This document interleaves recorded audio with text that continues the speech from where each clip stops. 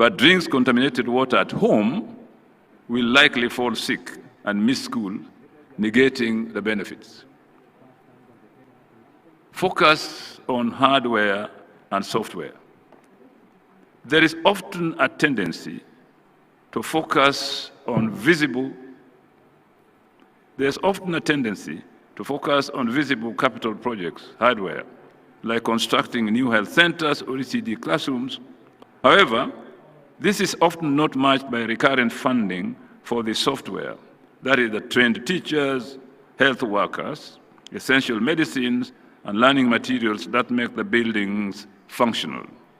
This leads to well-built but under-resourced and underutilized facilities. Thirdly, inefficient targeting. Social spending is not always laser-focused on the most vulnerable. Universal subsidy or bursary programs can be captured by the less needy, while the households facing multiple deprivations remain unreached.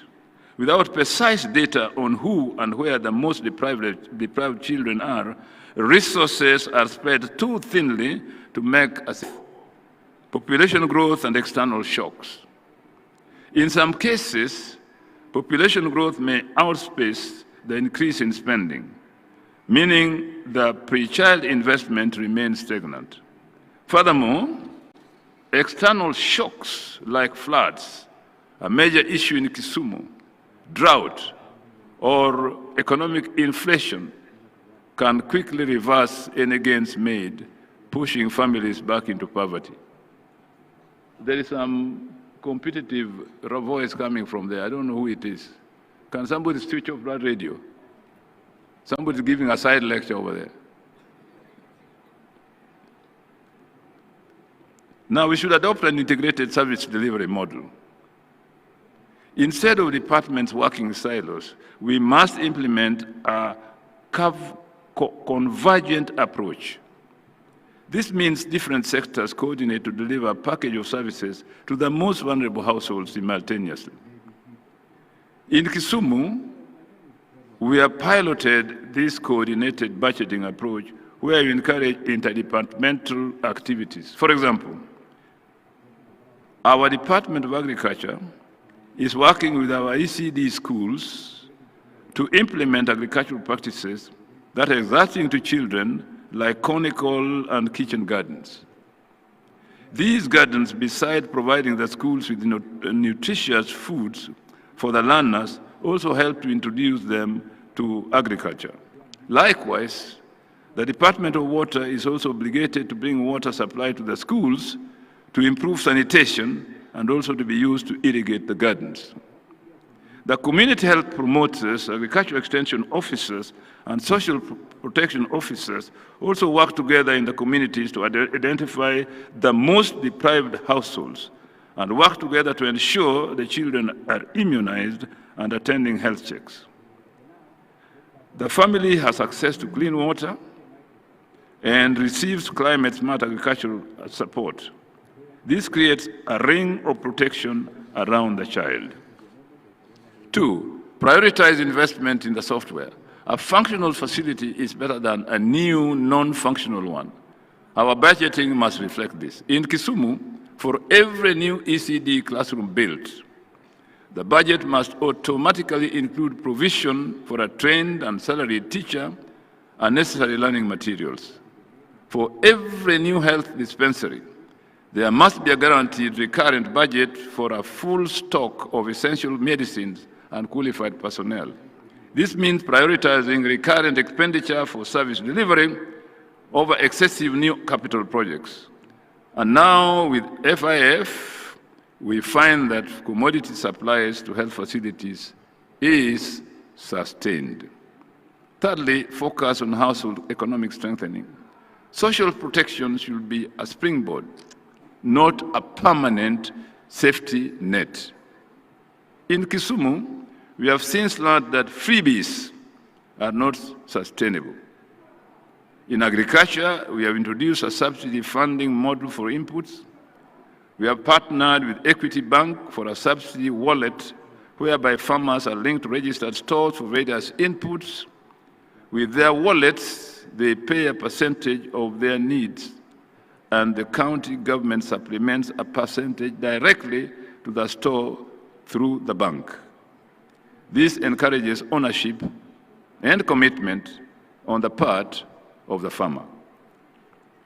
This builds families' economic resilience, empowering them to eventually pay for services themselves and graduate out of poverty. Having shared my thoughts, allow me to resume my seat briefly and be enriched by a contribution from the great professionals who are here to share their insights on this and related subjects. But that will be very brief.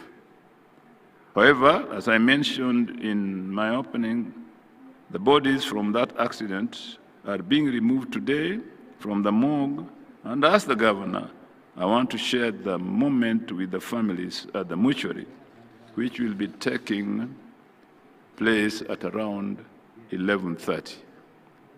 I will then have to excuse myself before the conclusion of this discussion to be in Kisumu in time for that solemn moment.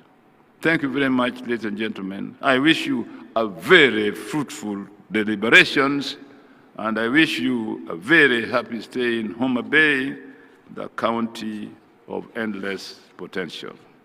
Asanteni sana, Mungu wabariki.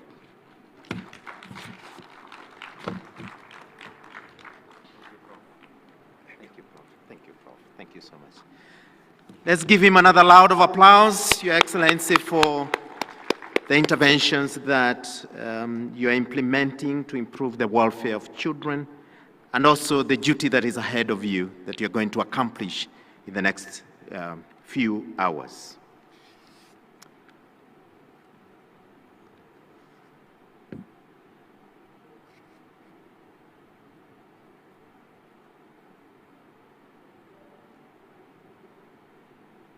Thank you. Ladies and gentlemen, we now get to the next speaker. Allow me to welcome the board chair of KIPRA, Professor Paul Wachane, to move forward to the podium and welcome our keynote speaker, the Principal Secretary, Dr. Boniface Makoha, State Department for Economic Planning. Karibu sana, Prof. Let's give him a round of applause. Thanks. I'm tall. So. Yeah. Yes. Thank you, the moderator. So, good morning. Thank you. The Principal Secretary, State Department of Economic Planning, who is our chief guest, Dr. Makoha Boniface, Principal Secretary, State Department of Children Services, Corin Okego, His Excellency, the Governor of Kisumu County, Professor Peter Nyang', the National Development Partners present, of course led by UNICEF representative, the national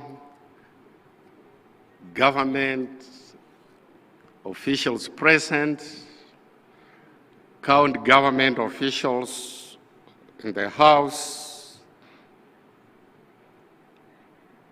delegates from various agencies in the House, na watu wa Homa-Bay, hamujambo. Good morning. My task today is very simple, basically to welcome our guests. And like as I looked at the theme of this site event, that is financing the social sectors for equity and inclusion. I was asking myself, are we all on the same page in understanding, in fact, what the theme is all about? Looking at the key recipient of the social sector investments, those are the G-train, right from unborn all the way to reaching the social services transfer payments, it raises a lot of critical issues or questions that need to be addressed. Right from our priorities in terms of investment in the health sector, nutrition, social protection, water, sanitation, and energy. The question is, does our national government, that's Kenya, prioritize these resources, or is it just a matter of pumping the amounts of its part of its budget?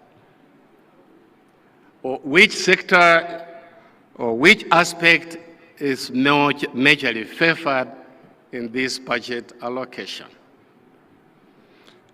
Is what we are doing at the county government reflects the best practices as we look across the globe? Is there a mismatch that needs to be linked up? So those are some of the things that as participants today, will be interested in understanding whether that's being done and this implication on the children's health and basically status. Without going into much details, of course, I had made some things I had wanted to ask His Excellency the Governor, but he was gracious enough to tell me that I should reach out to him, either face him or email him. Key that I was going to ask, especially those at the county governments, the CECs, that as Kipra were focused on public policy research analysis, that's developing tools from which we could get regulations enacted or which could guide our priorities.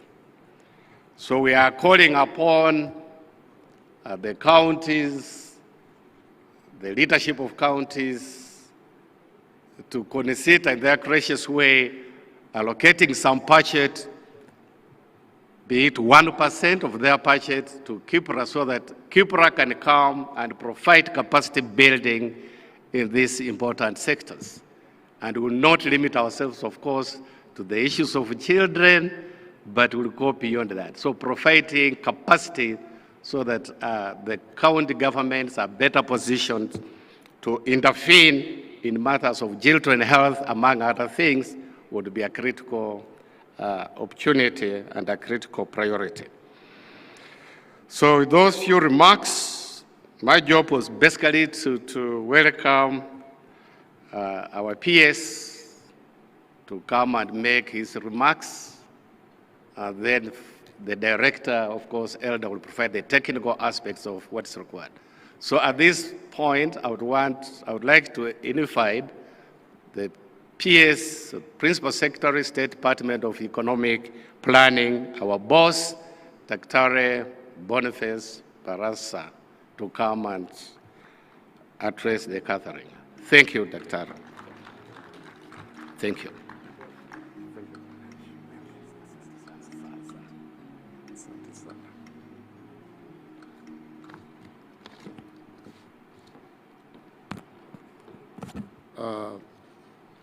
Thank you, Prof. Before I start, I want to join the governor of Kisumu, who has just left, in condoling with the people of Kisumu for the loss, and by extension, Kenya. I believe there is a moment Okay, thank you. I believe that the loss is very devastating to all of us, and we need to join in and mourn with those who are mourning. Having said that, I want to take this opportunity to acknowledge the presence of excellencies.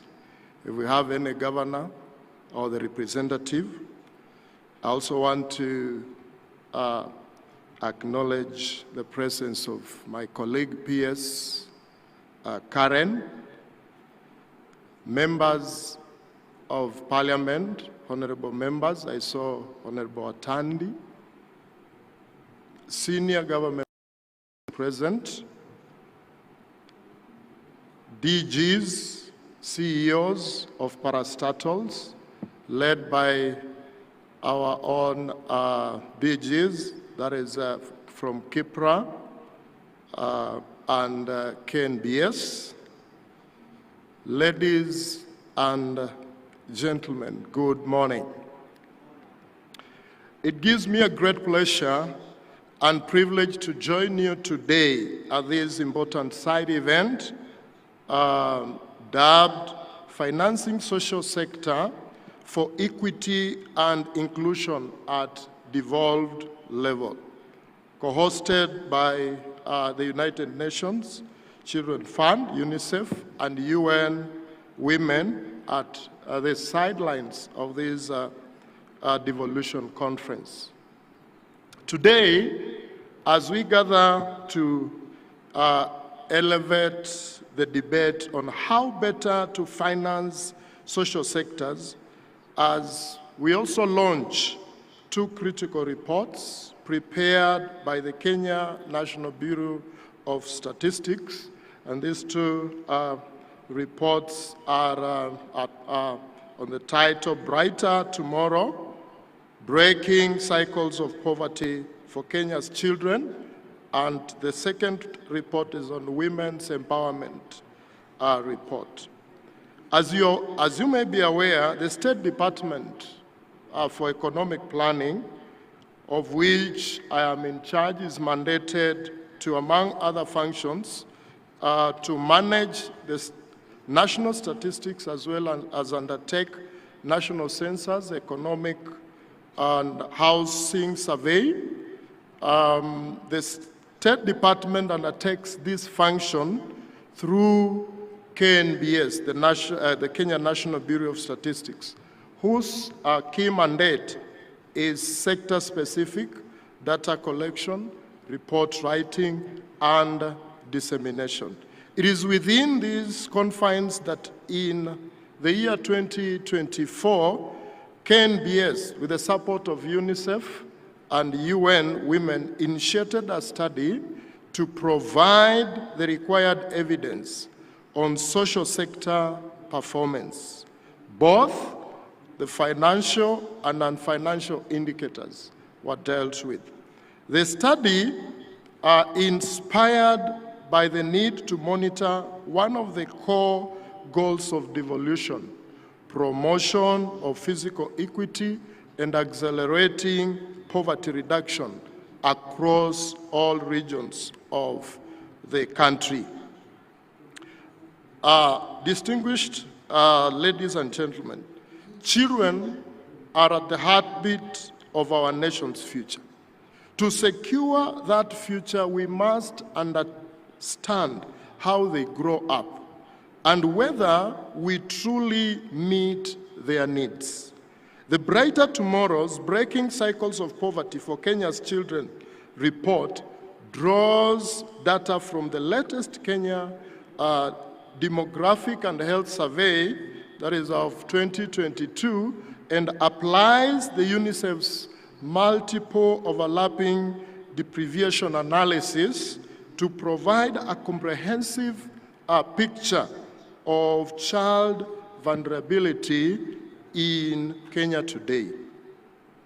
The findings show that Kenya is home to 21 million children, of which they form 42% of the population. While notable gains have been made to ensure that child survival education protection is guaranteed, a significant proportion of Kenya's children continue to face poverty, nutrition, inadequate access to basic services, and other risks that threaten their well-being. More than half of Kenya's children are multidimensionally poor, experiencing deprivation in at least 3 dimensions of their well-being simultaneously. These disparities are stuck with children in rural areas being more than twice as likely to be multidimensionally poor compared to their urban counterparts. If you look at the percentages, they are 66% in the rural areas compared to 28% in the urban areas. The regional inequalities have persisted, with counties such as Mandera, Turkana, Samburu, and Wajir reporting deprivation rate exceeding 90%.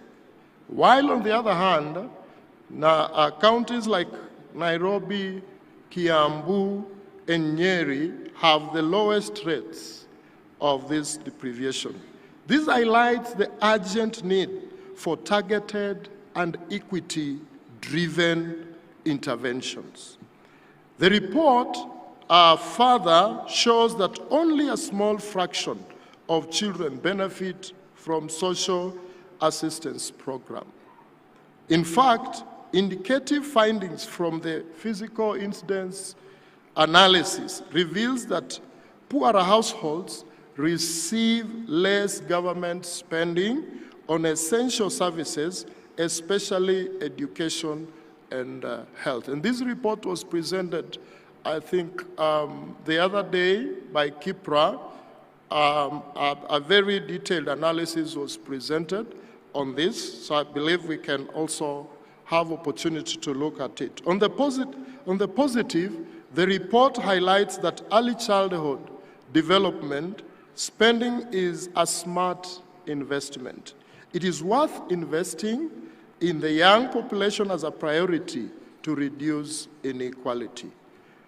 Similarly, apart from the report on the children, the Women's Empowerment Report highlights also a critical but often overlooked fact.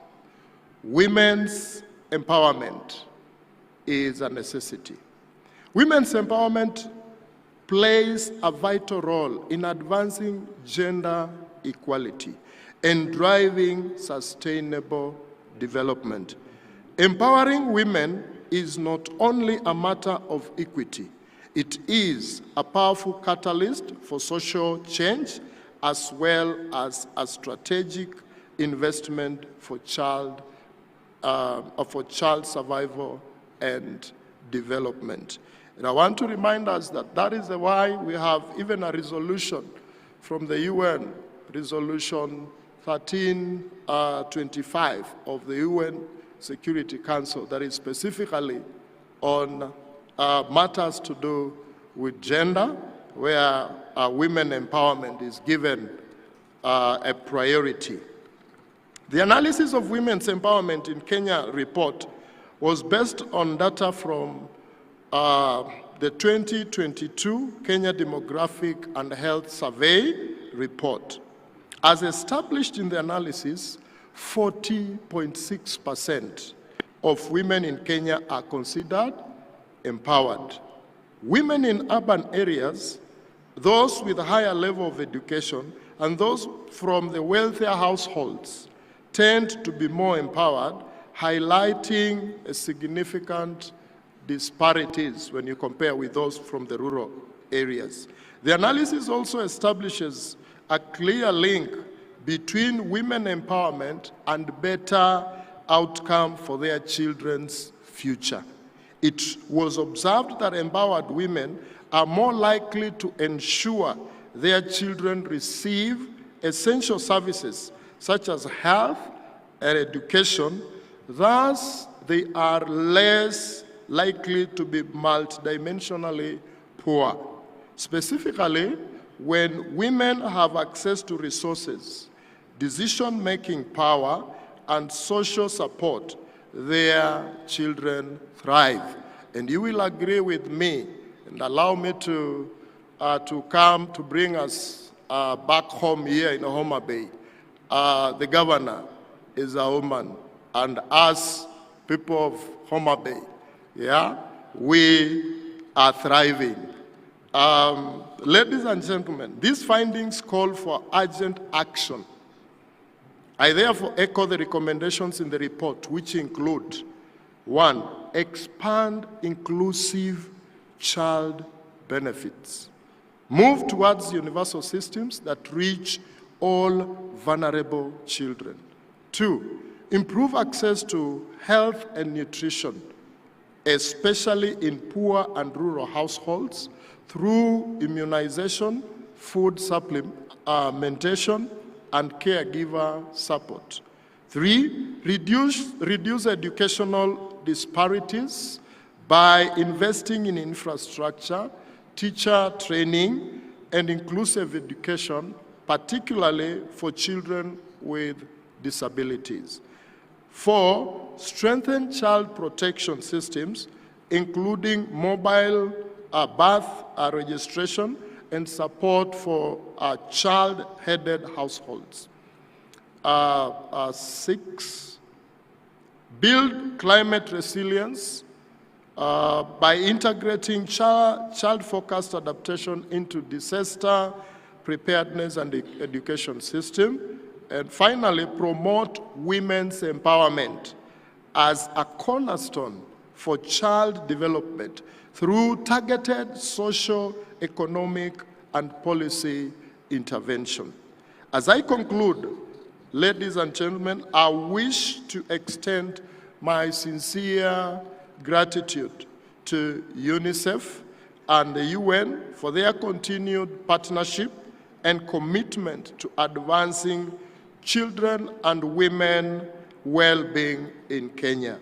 Special thanks to KNBS team, KIPRA team, for the analysis and the production of the 2 reports. The evidence is clear. The time to act is now. Let us commit across government, development partners, and of course including civil societies, to ensure that every child in Kenya has the opportunity to thrive, and that every woman has the power to help them to do so. Thank you, and I wish you a fruitful deliberation. Santeni sana.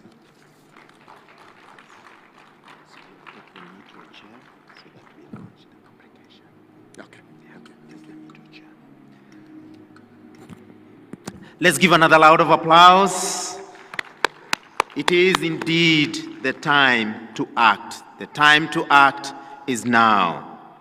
With a few people behind us who are too scattered behind the main dais, we're asking you to come forward. There's plenty of red seats, The people behind, please join us, because we're getting to the happiest moment that I'm going to announce in the next few minutes. Thank you so much, PS, for those kind words. Thanks so much for the recommendations. Thank you so much for even much more suggestions that we can consider as we move forward with financing social sectors for equity and inclusion, a side event that is brought to you by the UNICEF, UN Women, KIPRA, the KNBS, and the World Bank, with support from development partners that include the Coldad Hildad Foundation, the Podcast Foundation, the governments of Netherlands, Norway, Sweden, and United Kingdom. Indeed, we appreciate all the support. At this moment, we're about to launch 2 critical reports that two institutions led by the Kenya National Bureau of Statistics have produced and supported by UNICEF and the UN Women. And I'm going to invite a few dignitaries to join the podium so that we can together take these into success. I want to invite the Director General, Dr. MacDonald Obudho of the Kenya National Bureau of Statistics. He is the author and the lead of this publication. Karibu sana Daktari. PS, Kalin, please join. Gabi, this can't happen without you and with all your support as well. We have the board chair as well. Kipra has contributed a lot to this as well. Please welcome the board chair. We also have the acting ED.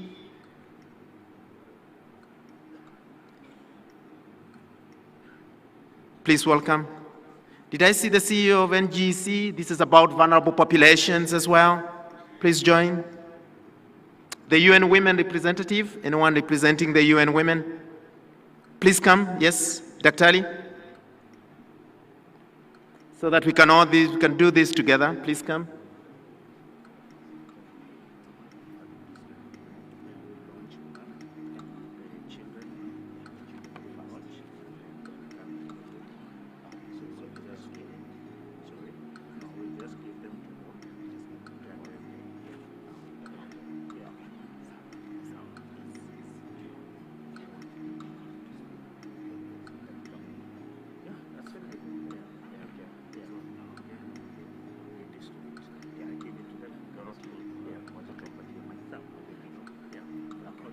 Very good.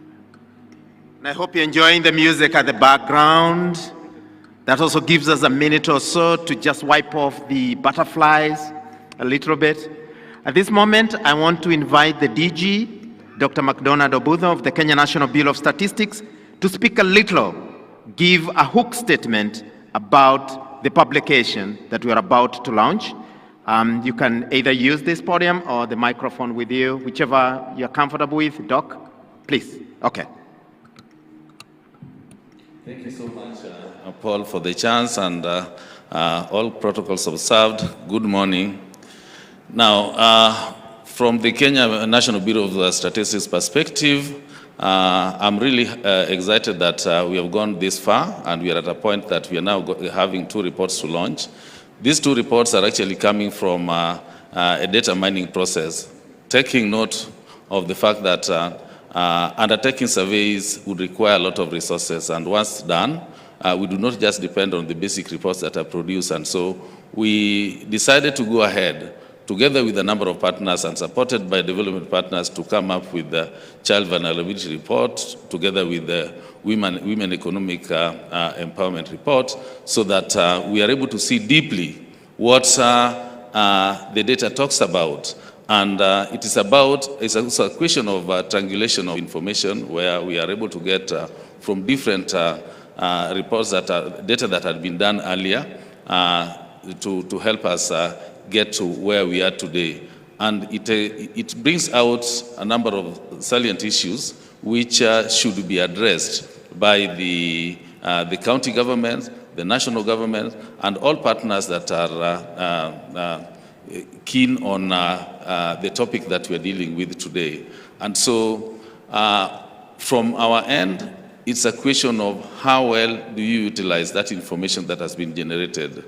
2, we get encouraged when we see progress made arising from data that we are producing. 3, we keep on updating the data that we are producing so that at any given time we have reliable information to utilize. And for that matter, we have heard of 2022 Kenya Demographic and Health Survey.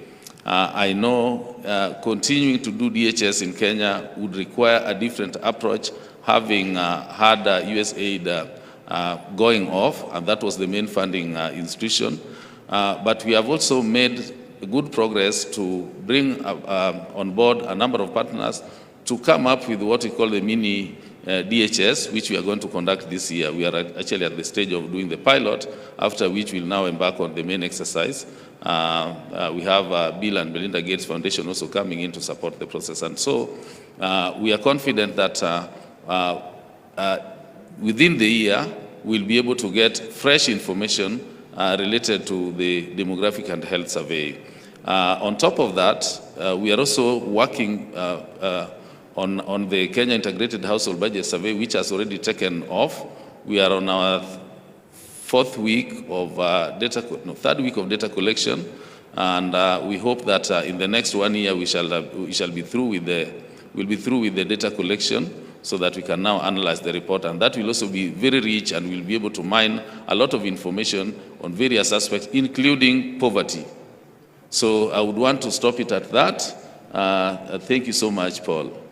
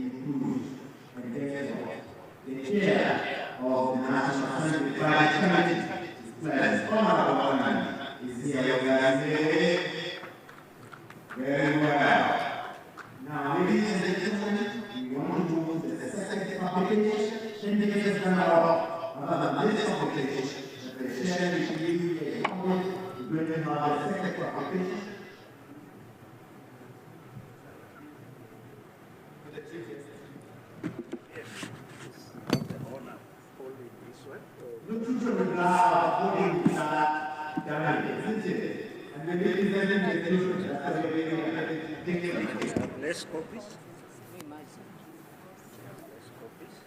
Okay. Very well.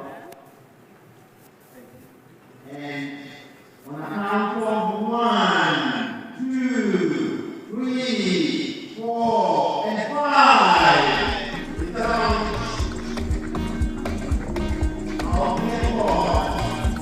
Women's empowerment in Kenya, developing a measure. The women's empowerment in Kenya, developing a measure. Thank you so much, the chief guests. Thank you so much, all the dignitaries, P.S. Karine, Gabby, Paul, Professor, the chair of Kipra Board, McDonald, the author and the leader of this, Asante Sana, the CEO, National Gender and Equality Commission, who has a lot to do to monitor how these reports are implemented, the acting director, executive director, Kipra as well, Dr. Simiu as well, who provided all the technical support, everyone else who is seated with us Thank you so much for being part of this historic moment when you are launching the two publications on reducing vulnerabilities among women and children. Thank you so much. Thank you so much. You may take your seat.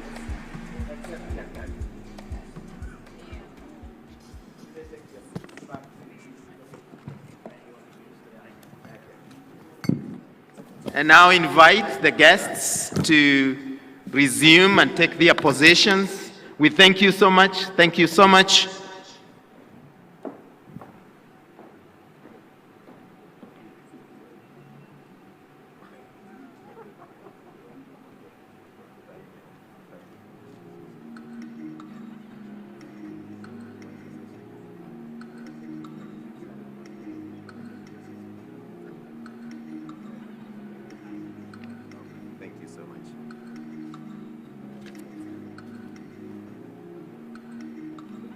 Oh, you okay? Okay. Thank you so much, the chief guests. Thank you so much, all the dignitaries. Thank you so much, UNICEF, UN Women, KIPRA, the Kenya National Bureau of Statistics as well. Now, you may notice that the program that we have used is completely different from what we shared this morning or yesterday. I've learned vidu vijanganga, meaning that things can change anytime. It's for good reasons that some of the esteemed dignitaries and guests that were supposed to be in this forum had other engagements, very urgent engagements, and we had to adjust ourselves and understand, and please pardon us, and we ask you to understand the circumstance in which we were working on this morning. Now, we get back to the program, and there is a common saying by Edward Deming's mathematician and statisticians, in God we trust, everyone must bring data.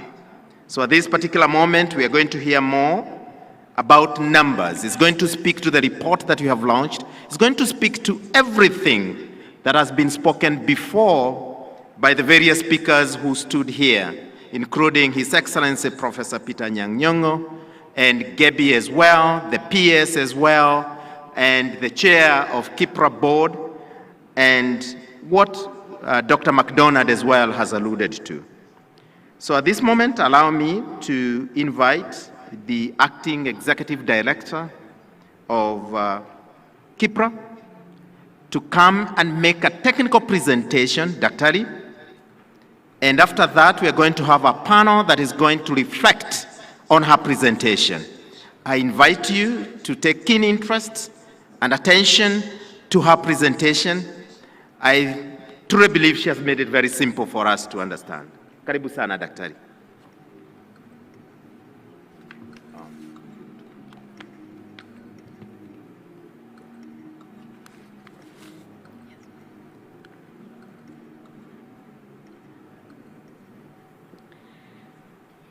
We proceed with the presentation, and this is work that has been done with support from the various institutions, right from the support from our State Department for Economic Planning, UNICEF, UN Women, World Bank, KIPRA, KNPS, and other institutions. Why invest in people? As we have been told right from the beginning, Kenya is one of the lucky nations, whereby over 75.1% of our population is aged 0 to 34 years. And we know that going forward, most of the people who are going to work, not only in Kenya, but in the world, are coming from Africa. Hence, if we have to sustain our development, we need to look at how do we invest in the key sectors that relate to social protection and also that relate to national disparities that have to be addressed. When we look at the analysis that has been done, we find that from the Women Development Index, and also the fiscal incidence analysis, and also the analysis on the financial spending for the period from 2013 up to 2024, the analysis shows that as a nation, we need to put more emphasis and more effort on how we finance the sectors that are driving the economy. And here, the social sectors are quite important because as the GDP has expanded from 2014 up to 2022, the levels of poverty have not declined in the equal measure. Further, there is disconnect in terms of the inequalities across the regions and also across the counties. The dimensions that drive the spending and also that lead to the deprivations that we see relate to the following. First, the dimensions where children are most deprived are in sanitation, housing, water, and also in the living conditions. The analysis shows that where we have low levels of nutrition, we have low levels of well-being, which then means higher levels of deprivation. The other indication we have from this analysis is that multidimensional poverty levels increased between 2024 and 2025. The arid and semi-arid counties, where counties like Mandera, Turkana, Tana River had higher levels of poverty and multidimensional deprivations. We have hidden drivers of deprivations among children, and this relates to the level of education of the mothers. We also have the levels of persons with disabilities, whereby if a child is in a household where we have a person with disability or a mother with a low level of education, those have higher chances of being deprived. We also find that only 40.6% of Kenyan women are empowered, with major gaps by location, wealth, education, and also the marital status. The rural areas have higher levels of deprivation because in urban areas and also where we have women with higher income and more educated persons, then we have lower levels of deprivation. When it comes to health spending by category, and here we are looking at health, water, sanitation, and hygiene, it is quite evident that as a nation, these are sectors that we need to invest more so that we are able to reduce the disparities and deprivations that we are experiencing. When it comes to education, and here we have analyzed the pre-primary education and areas of social protection, it is evident that as a nation, we need to spend more in the foundations and the needs of children right from the early years, because they've been found to have more benefits and better outcomes even at higher education and also at tertiary levels. In social protection, here it is to counter the effects of deprivations, and for counties and regions to catch up, then this is an area of intervention so that we are able to get those who have been left behind to catch up with those who are ahead, and that's why most of the programs like the Inua Jamii comes in very handy. Under nutrition has a share of spending, as well as nutrition spending as a percentage of GDP. we find that the curve has flattened. What then that means is, despite the importance of spending on nutrition, the level of prioritization is still very low, and this is an area where we are advocating for more investments so that we are able to break the cycle of poverty and also improve human capital development in totality and eliminate any inequalities that come along with low nutrition and related deprivations, as well as putting more emphasis on education, health, and child development. The analysis further shows that when we spend less in the lower levels of schooling, it has long-term effects in the higher levels of education.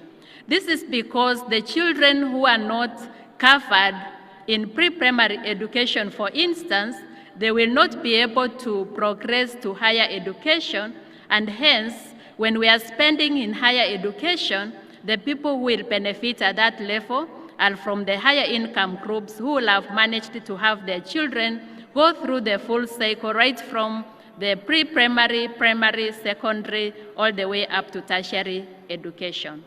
Then what is the call for action from this work? The first call for action is to invest in early childhood development for inclusive growth. And this covers right from the first 1,000 years of development to pre-primary, primary, secondary, and ensuring that as our young people graduate from education, they are able to link to employment, and the systems for transition from schooling to employment, which also relates to empowerment, have to be strengthened both at national and county levels. The second call for action is to expand social protection to reduce child poverty and build human capital for the nation and ensure that no one is left behind. Finally, we need to continue mobilizing more resources for social protection and also the social sectors so that we are able to have inclusive social transformation for our nation that fuels economic development and sustained growth. Thank you.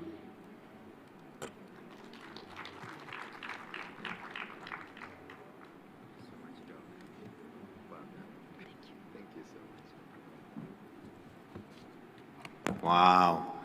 Let's give her a round of applause. We can do better than that. I can hear you. Dr. Elda Onsomu, she is the acting executive director for KIPRA. And the numbers we have and the stories narrated. We are getting into an important session where we are going to have a reflection on what Dr. Elda has presented, a reflection on what the other speakers have presented to us. And at this moment, allow me to get into that session. We're going to have a few speakers who are going to, or a panel.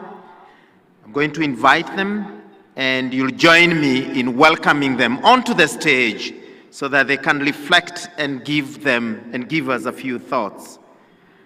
The first one is CPA PS Karine Agengo.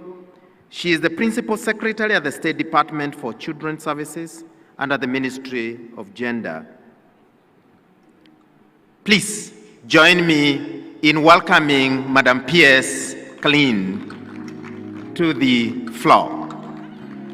I presume that the full bio and profile shall be screening and printing onto the wall. Karibu sana PS, you may take the front, one of these, the center. Okay.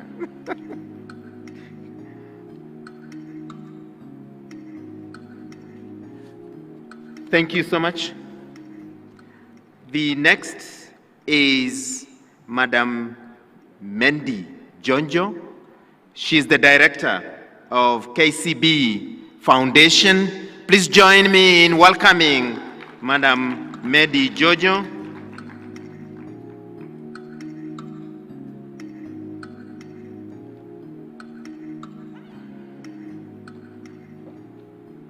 Karibu sana, Madam Mendi. We had invited the World Bank as well. They are not able to join us because of various reasons. And so we pass the apologies to the participants who are present in here. We had also invited an expert from public policy. He's a public policy specialist. Due to unavoidable circumstances, he had to travel yesterday back to Nairobi, but had presented and prepared his responses to the questions that we had wanted to ask him. And therefore, I'm going to invite Madam Wangoi Karanja, who is the chief of UNICEF Kisumu Field Office. She's going to be reading the responses of that specialist, and therefore we cannot direct questions to her. She can only take comments, and she can take them back to the author of the responses. Let's give them another round of applause.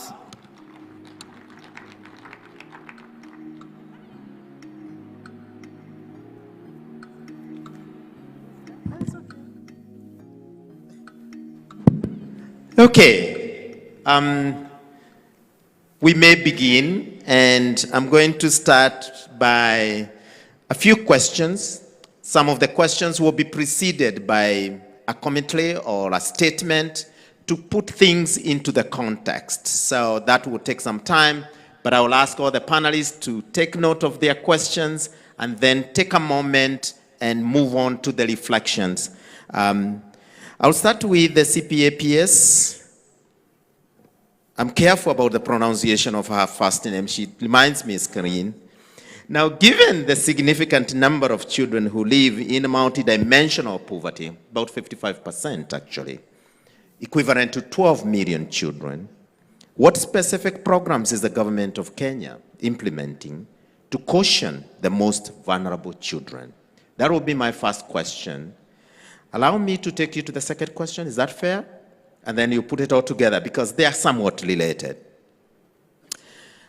I'll start with a hook statement. The government of Kenya made a commitment to expand the coverage of households receiving cash transfers to 2.5 million by 2027. So far, the government has done very well by reaching 1.7 households in 2025 and indeed meeting the target for the period. However, children are not adequately covered. The government midterm plan target is reaching 741,000 children by 2027, with 2025 coverage being about 442,000 children. P.S. There is a gap. Okay. Our apologies, but we are good? Thank you. But P.S. there's a gap of about 299,000 orphans and vulnerable children that needs to be covered by 2027. With that statement, then I have two questions for you, PS.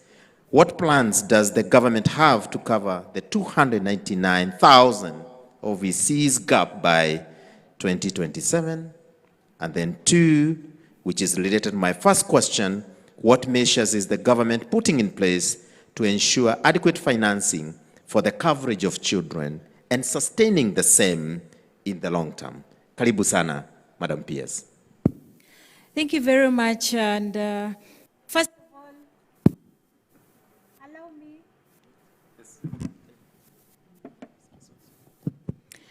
allow me to sincerely thank the KIPRA team together with the ministry for putting up a very good report that we have just launched, because this report is part of evidence that can help us in planning and budgeting for children. And I'm glad that we are having the chair of the budget committee in this discussion, because his office is critical when it comes to matters of budgeting for children. Now, looking at the statistics, that children form about 42% of our population. First of all, I want to say that the government has taken a critical step in establishing a department that is now taking care of children. You note that this department was not in place until this year in April. And so that is one step that the government has taken, having looked at the past surveys that have been done on matters affecting children and seen that we need to first establish an office that purely takes care of children. And that is one good step that I can say the government has done. Next, the government also appreciates that we have vulnerable children in this nation. And one significant program that the government has taken is to have a cash transfer for the orphans and vulnerable children, currently reaching 442,000, as you have indicated, as of 2025. And this program stabilizes various incomes for households, improving children's access to health, nutrition, and education. However, we note there is a gap, and I will be addressing that in the next question. So this program has seen great impact on the children, retaining the children in the schools, and allowing their caregivers to provide for their food. And it is hoped that with this program, we should be able to address the poverty that is affecting orphans and vulnerable children. In addition to the cash transfer, the government also has a nutritional improvement program through cash and health education. We are calling it Niche, and Niche is a cash plus program that has been already piloted in 5 counties based on statistics showing high poverty levels in these counties. And these are counties of Kitui, we have Marsabit, we have West Pokot, Turkana, and Kilifi. If you looked at the report that was just launched, these are the counties that are deeply affected by poverty. And so the first pilot was done in these counties through a cash plus transfer to be able to take care of mothers who are pregnant and also children who are below 36 months. Why below 36 months? Because this is the age where a child develops. And why pregnant mothers? That a child develops from the mother's womb.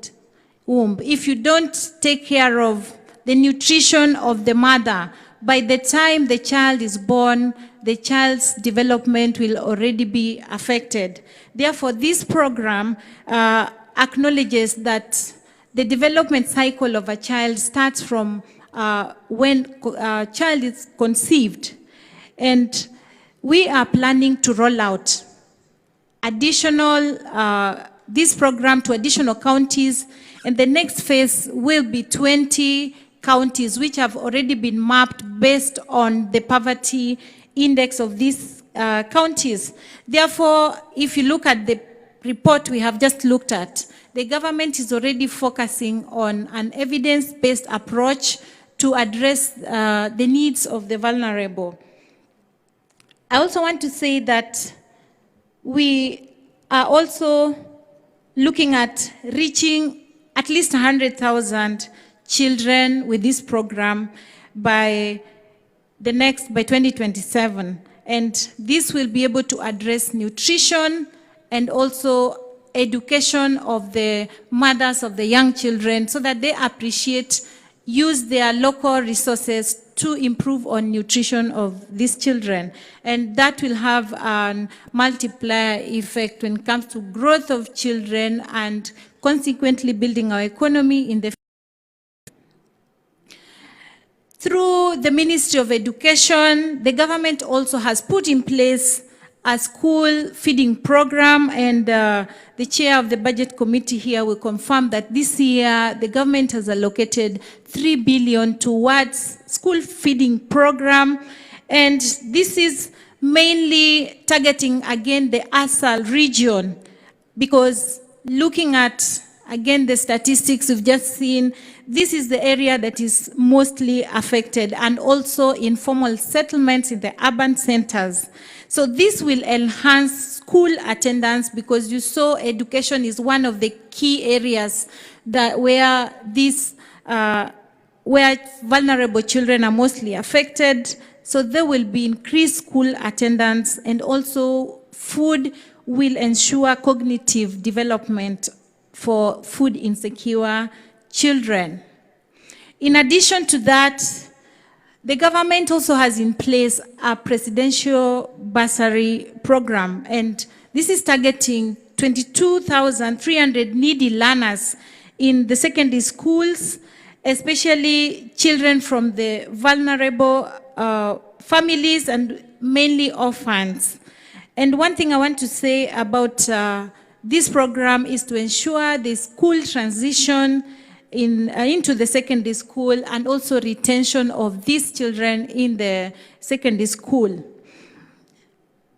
My comment on the issue of bursary, and it is one thing that we can deliberate on, that we do have various sources of disbursing the bursaries. We have the counties disbursing bursaries, we have the Ministry of Education, we have the CDF, and we do also have the presidential bursary. So my suggestion, as we are discussing today, that we need to have one single point, because we have targeted the vulnerable group.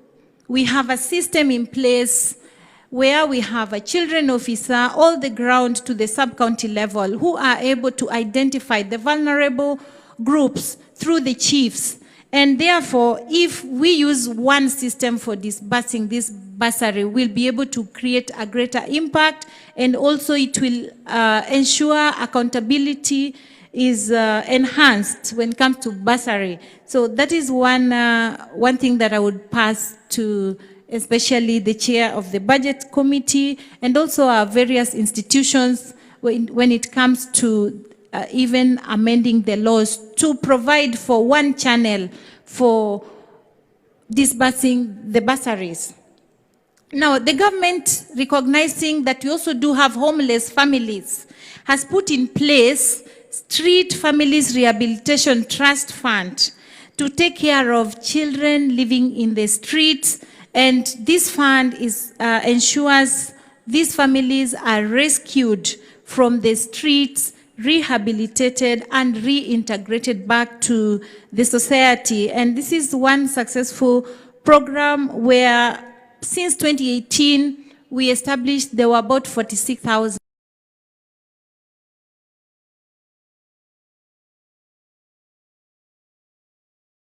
300 street families have been reintegrated back to the society, while additional 20,000 are ongoing rehabilitation.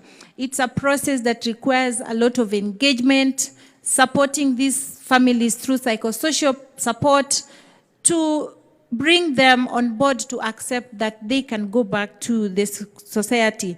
Therefore, this is also one key area, because anybody living in the streets is a vulnerable person. In addition, the government also has established a system for tracking vulnerable children, be it children in the emergencies. We do have what we call the Child Protection Information Management System that can track and locate where a child in need of danger or in emergency situations is rescued. And we monitor through data tracking and giving support in cases of emergencies like floods and fires.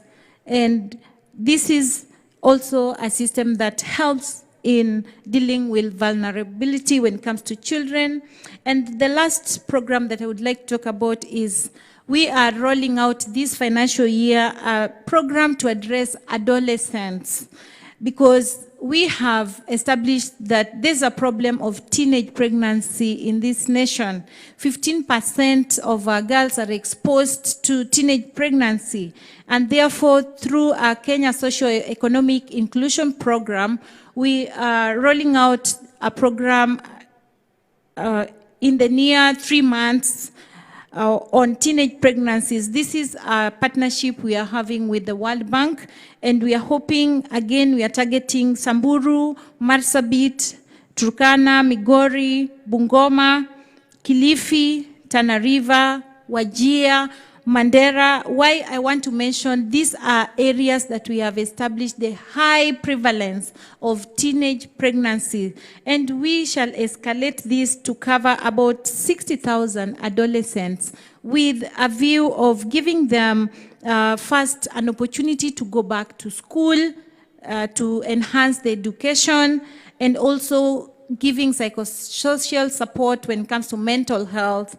and also giving them life skills so that they can be economically empowered. You saw the report, when a woman is empowered, the child is also empowered, and poverty rate will come down. So those are the programs that the government is doing to support the vulnerable society. Thank you so much, Madam PS. I've counted like 6 interventions. Interesting. And we hope that those interventions are going to cover the gap of in excess of 299,000 OVCs. Now, I turn to Mandy Jojo. She's the director of KCB Foundation. And Mandy, Kenya's constrained fiscal space is currently constrained by the shrinking donor funding that has been instrumental in financing some of the key programs. The Kenya's net official development assistance and official aid received in 2022 was about 2.73 billion US dollars, a decrease from 3.18 billion US dollars and 4.22 billion US dollars received in 2021 and 2020 respectively. Now, with this shrinking official development assistance, rising debt obligations, and persistent poverty among children and vulnerable communities, the need for innovative, sustainable, and inclusive financing strategies is urgent. Philanthropy, and that's a background that you have when I read your profile, especially the homegrown like KCB Foundation, will increasingly need to play a stronger role in supporting local government, and I trust and believe you agree with me. I have 2 questions for you, Madam Medi.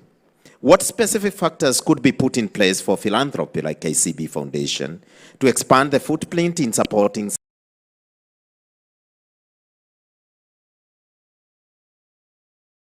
service delivery and development in Kenya?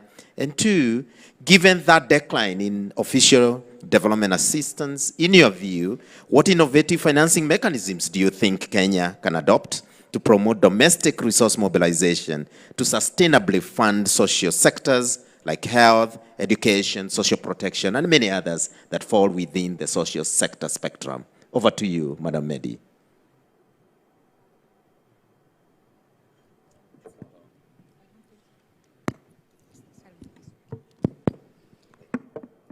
Thank you for your question. Good morning, everyone. So you are indeed right that aid is in decline. Anyone who's been watching what's been happening with USAID as well as other donors, we know that we're in a world where a lot of the philanthropic capital that has been flowing towards social services is on the decline. And one of the things that has also become very clear to anyone who's in this space is that this is an opportunity not just to try and do the same thing with less, but to really rethink how it is that we deploy and use capital. So to answer your question, some of the ways that KCB Foundation, as well as also indeed the KCB group has been looking at this issue, is around how do we have philanthropic capital being used as catalytic capital. So how do we have this finance that is primarily grants or primarily developmental in nature?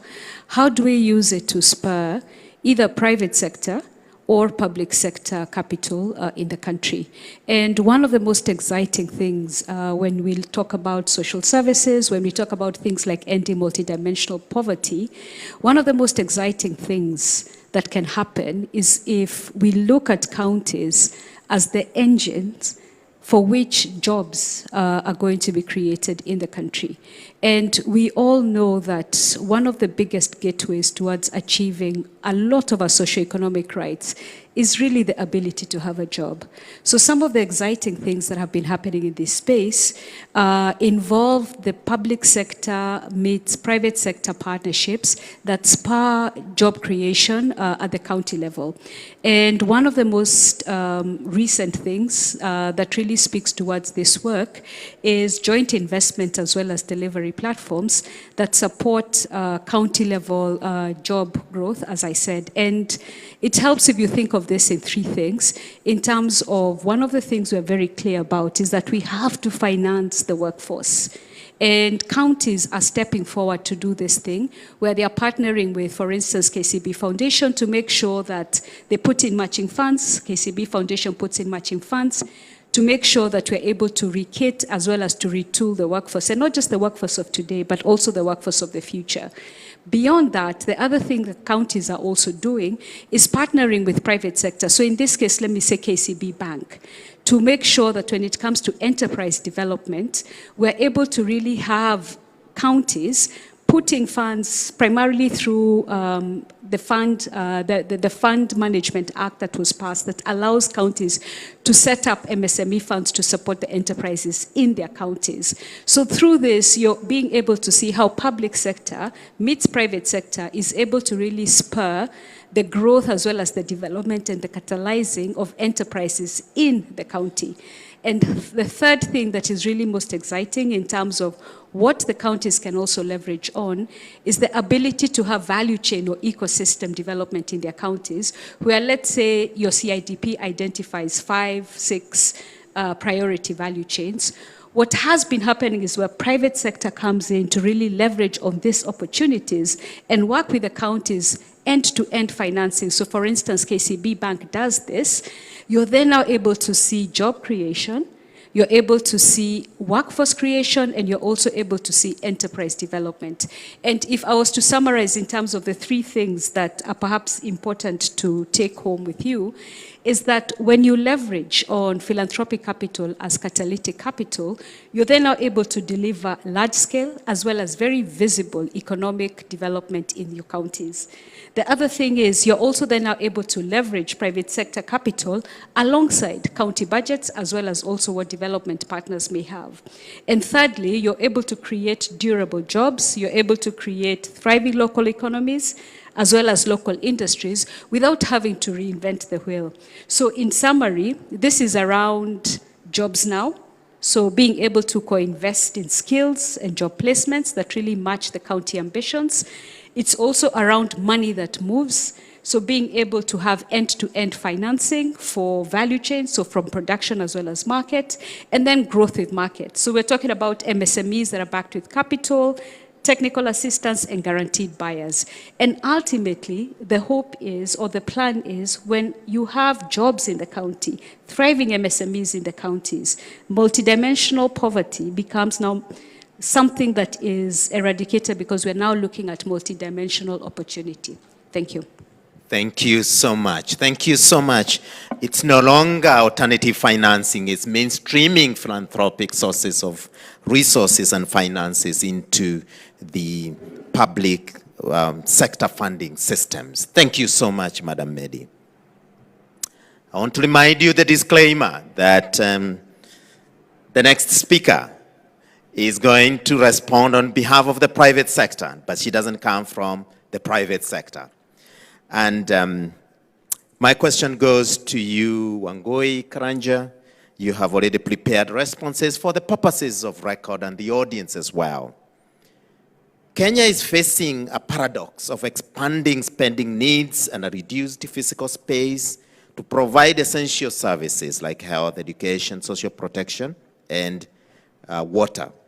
Debt is taking a large portion of ordinary revenue, with about 6 out of every 10 shillings collected being spent on debt repayment.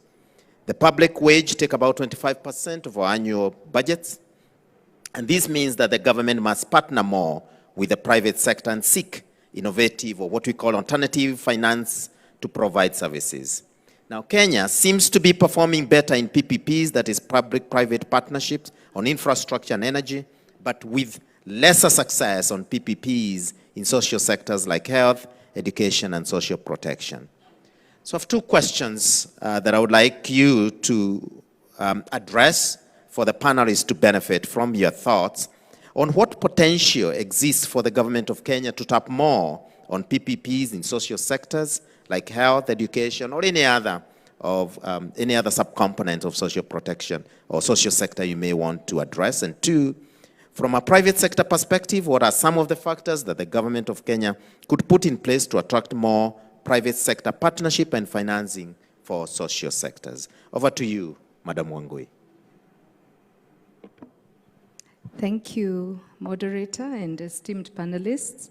As mentioned, I'm reading this response on behalf of Anthony Mwangi, who was not able to be with us. So, as a representative from the private sector, particularly from the vibrant ecosystem of micro, small, and medium enterprises that form the backbone of Kenya's economy, I am delighted to contribute to this discussion on financing social sectors amid fiscal challenges. To set the stage, let's begin with a high-level overview of Kenya's success in public-private partnerships within the social sectors. While Kenya has excelled in infrastructure, energy PPPs, we are seeing a growing momentum in health, education, social protection, and WASH. And some examples follow here. In health, the National Equipment Services Project has recently been launched.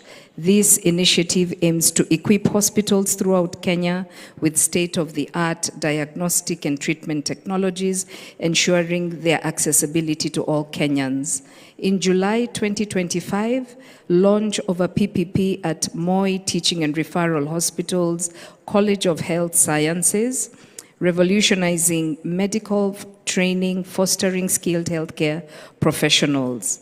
This innovation project aims to address the critical shortage of health workers in Kenya by providing modern and well-equipped facilities for quality education, training, and student well-being. In education, July 2025 launched a PPP at Moi Teaching and Referral Hospital's College of Health Sciences, revolutionizing medical. Okay, I think that is repeated. 1 second, please. Yes, that is repeated. So I'll move to WASH and social protection. According to water.org, Kenya, with a population of 54 million, 15 million Kenyans lack access to safe water and 37 million lack access to safe toilets. Growing water demand and water scarcity have become a notable challenge in Kenya. Climate change and population growth, urbanization, water pollution, and poor management of water resources have aggravated the issue of water crisis, which affects economic activities, food security, and education, as well as health. Now, addressing the first question, what potential exists for the government of Kenya to tap more into PPPs in these social sectors? The untapped potential is immense, especially if we broaden our view of private sector beyond large corporations to include MSMEs. MSMEs constitute over 90% of Kenya's businesses, contribute to 40% of GDP, and generate 80% of new jobs. These enterprises are often innovative startups and community-based firms, bringing agility and local relevance that formal PPPs sometimes lack. Rather than focusing solely on big ticket projects under the PPPs Act of 2021, the government of Kenya should embrace a broader partnership perspective, including hybrid and informal models that drive outcomes in health, education, social protection, and WASH. Some examples of these: food for education, which is in the education and health sectors. There are scalable models partnering with county governments, parents, private donors to deliver nutritious meals to over 500,000 children daily across 15 counties in 1,900 schools. This boosts attendance by 10%, enrollment by 20% in some areas, and national exam performance. Addresses child multidimensional poverty. Chiporobo Center is another example. This is under education, a startup co-founded in 2023, collaborates with public high schools to enhance STEM education via robots and AI training. It has impacted over 10,000 schools in the last 2 years, scaling up 100,000 through scaling to 100,000 through partnerships with Microsoft Africa Development Center and Ekitabu. Currently, 100 students are in boot camp at Microsoft ADC, fostering innovation and employability. These models, outside the formal PPP framework, show how MSMEs can integrate with public entities for great impact, potentially mobilizing billions in alternative financing while aligning with SDGs like no poverty and education and quality education. There's also Synergy. Synergy is in the WASH sector. Kenya faces significant challenges in sanitation, with Synergy reporting that the country loses 2% of its GDP annually due to illness-related productivity losses. At current pace, achieving complete sanitation coverage could take 150 years. Synergy offers non-sewered sanitation solutions for urban residents that are 5 times more affordable than traditional sewer systems. In social protection, there are hybrid approaches like social impact bonds, kutai payments to verified poverty reduction. Village Enterprise DIB in Kenya and Uganda lifted household assets by 13.5% to over 13,800 people. These illustrate how PPPs, hybrids with philanthropy and impact investors can accelerate Kenya's progress, especially for 12 million children in poverty. Turning to the second question, from a private sector perspective, what factors could the government of Kenya put in place to attract more partnerships and financing? Number one, streamline regulations beyond the formal PPP framework, include flexible incentives to MSMEs. Examples of this is tax breaks on social investments, viability gap funding for outcome-based models, expedited approvals via PPP Directorate's Project Facilitation Fund, which will reduce timelines from months to weeks. Number two, enhance risk sharing through blended finance. Public grants de-risk projects for private players. And examples of these are Ghana's WASH initiatives, which mobilized 50 million euros. Number three, build capacity and dialogue platforms, expand ministerial stakeholder forums to involve MSMEs in co-designing initiatives, ensuring transparency and corruption-free procurement.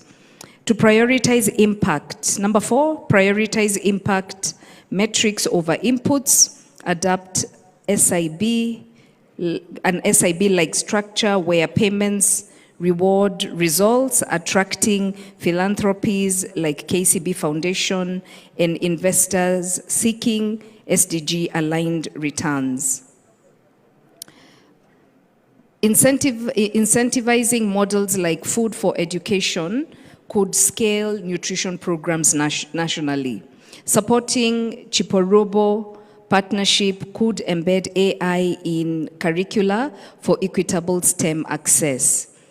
Ultimately, by viewing the private sector holistically, including our 7.4 million MSMEs, the government of Kenya can turn fiscal constraints into collaborative opportunities, fostering innovation that sustains equity and inclusion for generations. Thank you. Thank you so much. We want to thank Anthony, who has made that submissions. He is the CEO and founder of Visible Industries, and asante sana, Ongoi, for fitting into the shoes of Anthony.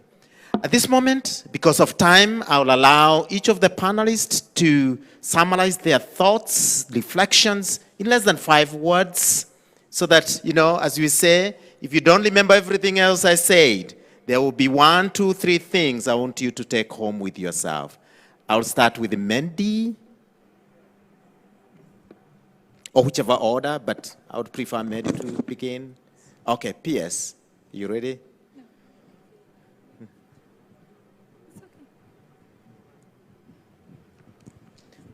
Can you use this?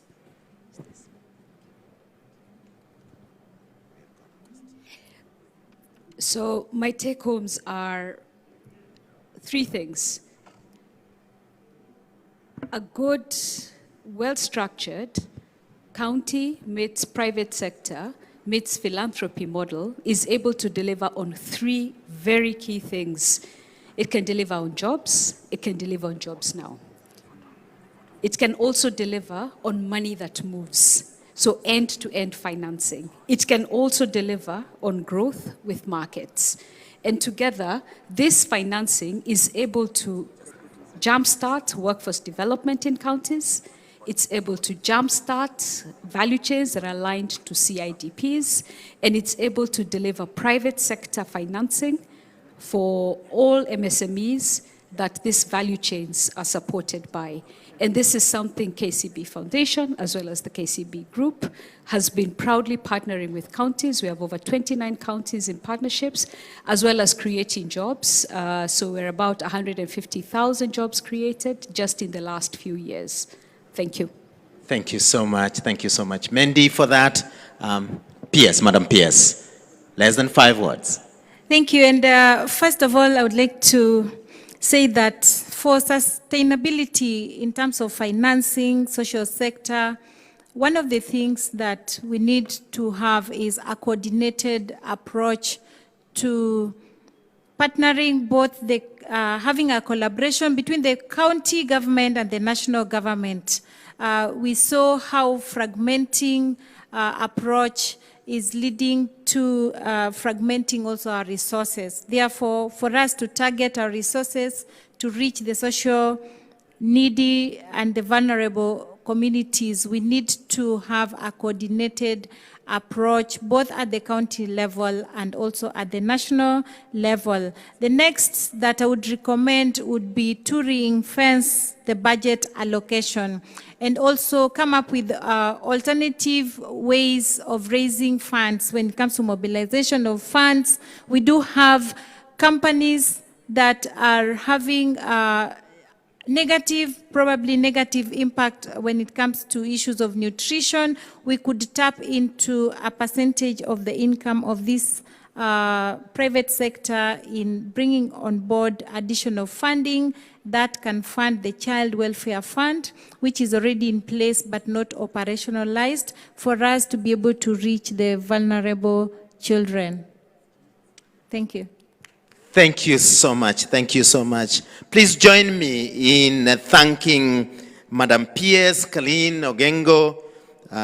We also have Madam Mendy Jonjo, Anthony Mwangi in absentia, and Madam Wangui Karanja, who fit into this panel. What an esteemed panel, distinguished guests. Ladies and gentlemen, let's give them a round of applause.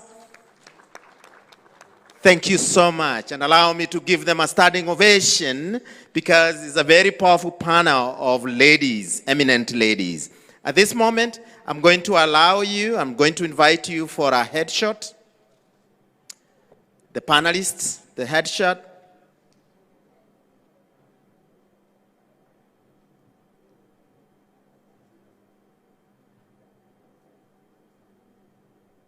Okay. And you shall remain standing as I invite the following. We have Dr. Elda Osunu, DG Kipra. We also have Dr. McDonald Obudo as well. You come to the stage so that you join the team. We have Professor Paul Wachana, the chair of the board, and a representative of His Excellency Peter Nyangnyong, please join. Gabi as well, please join. PS, I know he has left. PS, Dr. Boniface, a representative, but the DG is here. We have some goodies for these eminent, distinguished guests who have made this event possible. I'll ask Denge or is it Wangui so that we can pass the gifts to them. No envelopes. It has to be a bag or something. Okay, thank you so much for representing.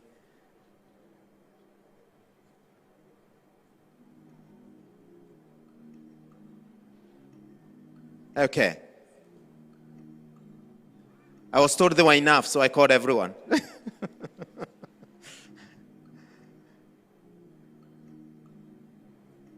Wow. Okay.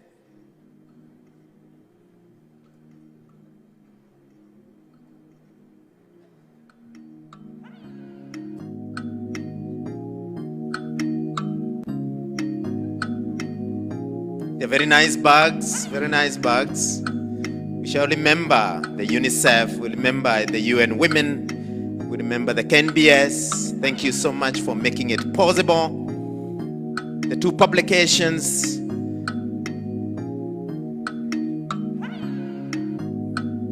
Very well. We need to transfer all the notes into those hardcover books and notebooks as well. Thank you so much. And ladies and gentlemen, I think we're just going to have the last headshot, right? Okay, there we go. Going to have the last headshot. I'll join.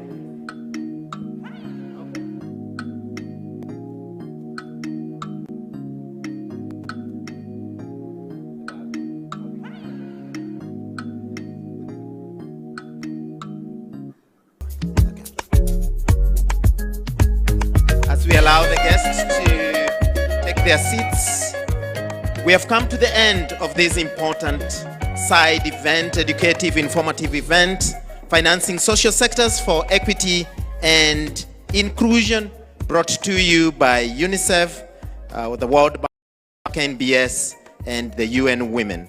And we are so grateful that you have received quite a lot of information from this session.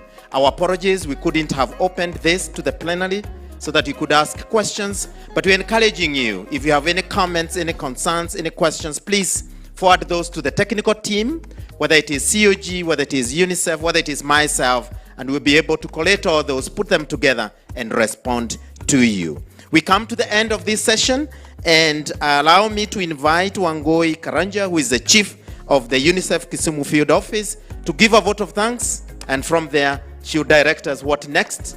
Asante sana. Karibu, Madam Wangui Karanja.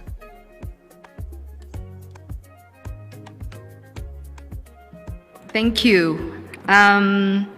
So I will ride on the protocols that had been mentioned this morning, but good morning to all the delegates in the room. We've come to the close of this powerful and insightful session, and I trust that we will take a moment to reflect on the rich discussions that we've had this morning from our esteemed panelists, from those who spoke, from Governor Nyong'o, who left us a little bit earlier. We've heard about the compelling evidence and perspectives on urgent need to strengthen financing for social sectors, particularly health, nutrition, education, child protection, and social protection at a devolved level. The call to action was very clear. If equity and inclusion are to be achieved, we must invest smarter, guided by data, driven by the lived experiences and realities of our communities. The solutions are within reach. I think very quickly to summarize that, we need to invest in the early childhood development for inclusive growth, expand social protection programs to reduce child poverty and build human capital in Kenya, enhance intergovernmental coordination and financing synergies to expand fiscal space to accelerate poverty reduction, particularly for children, women and youth, and persons with disabilities. So let's take these resolutions forward with renewed commitment and urgency. And on behalf of UNICEF and our co-organizers, KIPRA, the World Bank, UN Women, I want to extend our deepest gratitude to all who have made this session a success, our distinguished panelists and speakers, the PA State Department for Economic Planning, Acting KIPRA Executive Director, Dr. Elder, our Chief of Social Policy, Dr. Gabi, PS Welfare Social Services, Karen, His Excellency Governor Nyong'o, Ms. Mendi Njonjo, Anthony Mwangi in absentia. Thank you for your leadership, your rich contributions, and your unwavering dedication to inclusive development. Our moderator, Paul Kuria, thank you so much. Thank you for you skillfully guiding the conversation and ensuring everybody's voice was heard. Our development partners, Conrad Hilton Foundation, Porticus Foundation, the government of Netherlands, Norway, and Sweden, and the United Kingdom, thank you for your continued support and solidarity, and also to the delegates in the room and those who joined online. Thank you for your engagement, well, there were no questions, unfortunately, but our commitment, I know there'll be joint commitment to take some of these important matters, issues, points discussed forward. Thank you very much. Also to the technical team, the organizers, we thank you for providing this great space and for supporting the event to ensure that we can deliver messages that inform actions that change lives and save children. I hope we all live here informed and inspired, and that no child, no woman, no community will be left behind. Thank you very much, and good morning.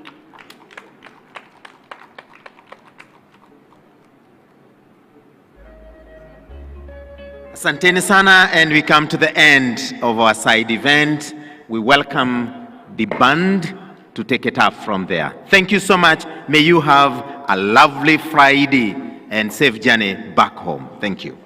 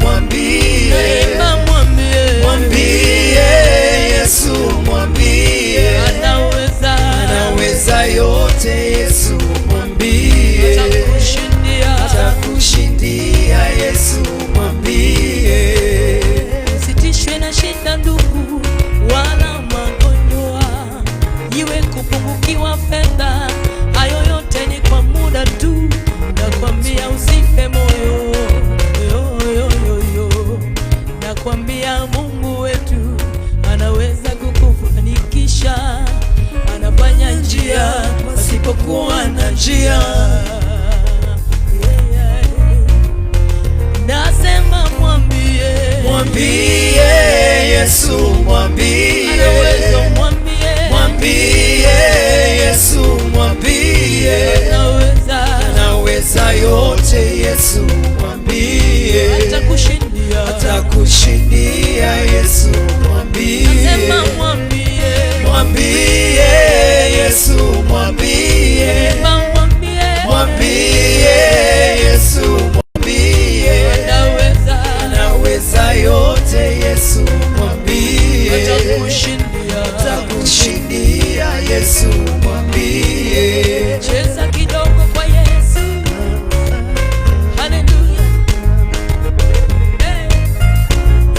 Unacheza kidogo. Anastahili.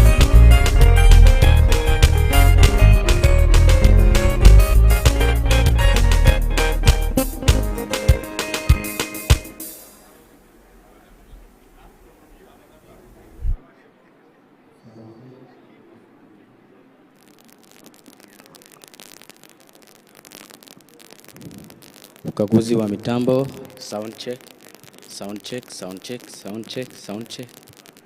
Ukaguzi wa mitambo, ukaguzi wa mitambo, ukaguzi wa mitambo, sound check, sound check, sound check, sound check, sound, sound check, sound check. Ukaguzi wa mitambo. Engineer unipandishie, pandisha, pandisha.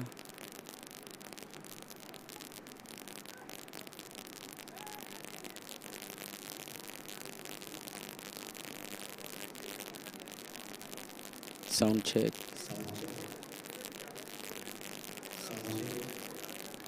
Sound check. Sound check. Sound check. Sound check. Sound check.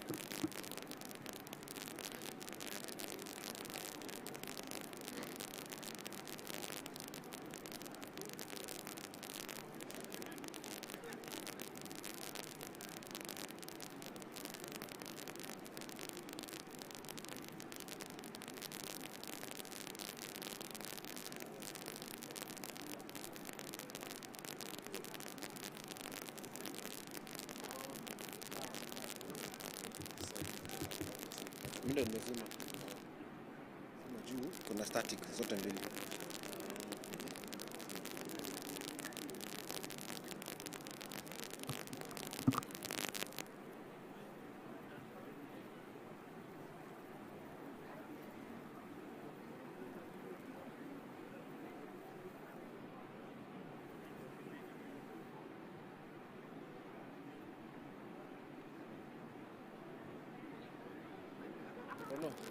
Phantom side yako kwa. Angalia, just confirm for me. Sasa sumizime. Sio basi confirm. Sasa njoleza tu. Bob mtoka Phantom. Bob back kwa mixer. Usuta kwa mixer, kwa mixer. Haya, mtoka Phantom 48 volts. Haina 48 volts. Haya, kwanza na sasa gani inapata signal? Hai. Zote mbili ziko na sawa. Zeni maspecon na plug.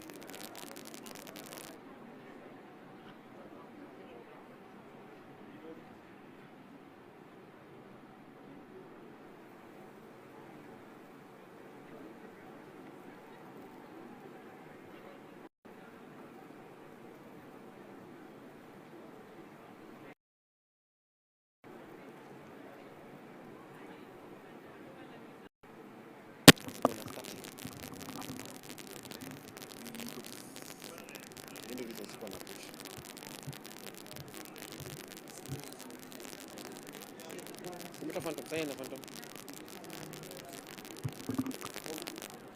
Tuka mixer. Rudi mbio. Rudi mbio. Sound check.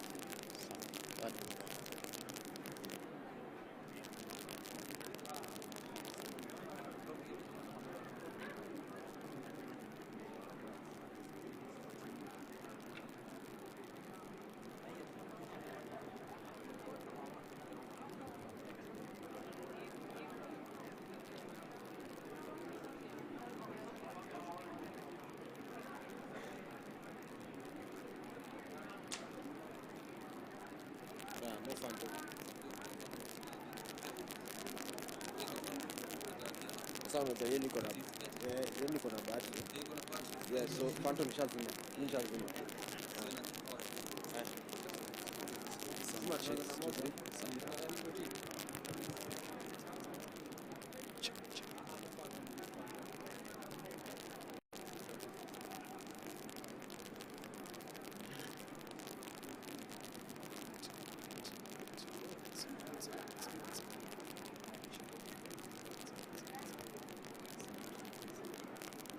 Check 2.